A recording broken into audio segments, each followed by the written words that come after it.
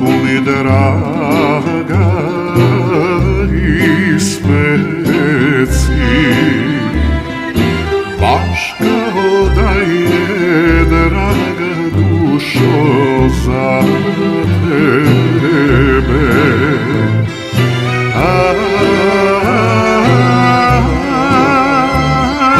Ja ću doći oko pola noći da sjednem kraj tebe.